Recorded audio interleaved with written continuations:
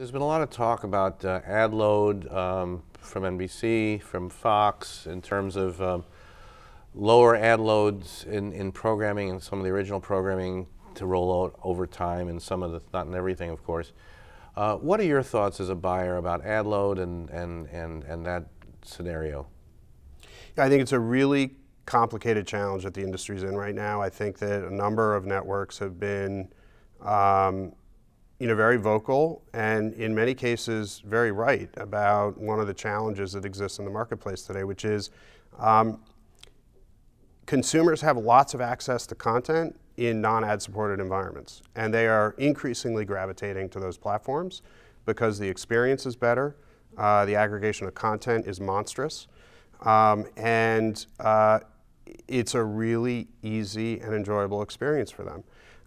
Network television, cable television, ad-supported TV in general, whether it's linear or across digital platforms like OTT or VOD, or even in your DVR environment, those commercial experiences relative to what can be consumed on a non-ad supported basis increasingly are, I don't want to use the word painful, but challenging to live through, especially if the viewing behavior moves from single show to binging, where you're watching multiple episodes all at once. So the ad model has to change. We have to recognize the consumer's in control.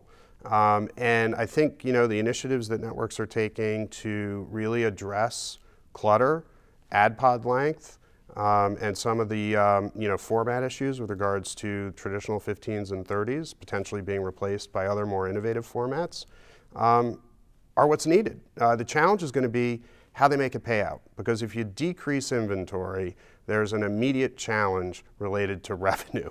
And if you're a public company, it doesn't help you to go into your boss and say, we're going to have a decrease in revenue because I'm making this change to our ad model. So I think on that front, it's going to be really interesting to see how the models change in terms of pricing.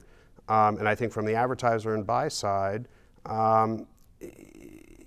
there has to be a payout in terms of ROI and improvement in performance if we're going to be talking about any kinds of changes to the pricing that we pay for inventory.